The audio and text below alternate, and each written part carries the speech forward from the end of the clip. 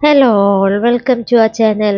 അപ്പോൾ ഈ ക്രിസ്മസിന് ഗസ്റ്റിനെ ഞെട്ടിക്കാൻ ഒരു പൾപ്പി ഗ്രേപ്പ് ജ്യൂസ് ആയാലോ. നല്ലൊരു അടിപൊളി ജ്യൂസ് ആട്ടത്. നമുക്ക് ഈ ജ്യൂസ് ഒരുപാട് നാൾ ഫ്രിഡ്ജിൽ സൂക്ഷിച്ച് വെക്കാൻ പറ്റും. അപ്പോൾ നമ്മുടെ കുട്ടീസൊക്കെ ജ്യൂസ് വേണമെന്ന് പറയുമ്പോൾ നമുക്കത് ഈസി ആയിട്ട് ഉണ്ടാക്കി കൊടുക്കാം. ഞാനപ്പോൾ ഇവിടെ 250 ഗ്രാം റോസ് മുന്തിരിയായിട്ട് എടുത്തോളൂ, കുരുവില്ലാത്തത്. അതിലോട്ട് 2-3 കപ്പ് നമ്മുടെ ജ്യൂസിൻ്റെ തിക്നെസ്സിനനുസരിച്ചുള്ള വെള്ളം, അതിപ്പോൾ 2-3 കപ്പ് വെള്ളം എടുക്കുക. അത് ഒഴിച്ചിട്ട് നന്നായിട്ട് ഒരു 20 മിനിറ്റ് തിളപ്പിക്കുക.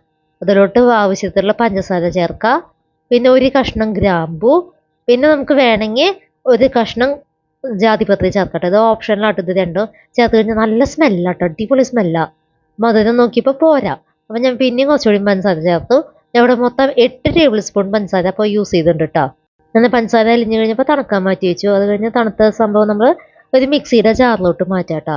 മൊത്തം നമ്മൾ ജ്യൂസ് അതിലോട്ട് ഒഴിച്ചു കൊടുക്കുക. അപ്പോൾ നമ്മൾ അതിൽ നിന്ന് കുറച്ച് ഗ്രേപ്സ് മാറ്റി വയ്ക്കുക. അത് എന്താണെന്ന് പറഞ്ഞുതരാം കേട്ടോ.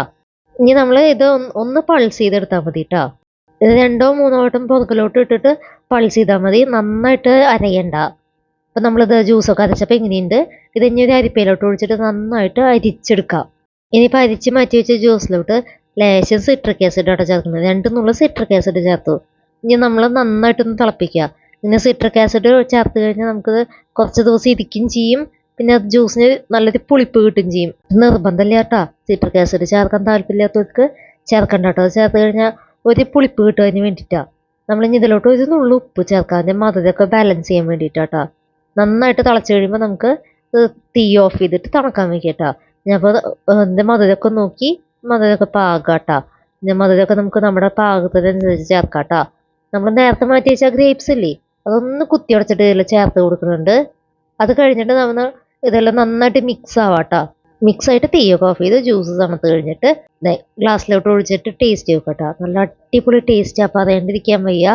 ആ ഗ്രാമ്പൂൻ്റെ ഒക്കെ ഒരു ടേസ്റ്റ് ശരിക്കും അറിയുന്നുണ്ട്, എന്നാൽ അത് ഒട്ടും ഓവറല്ല.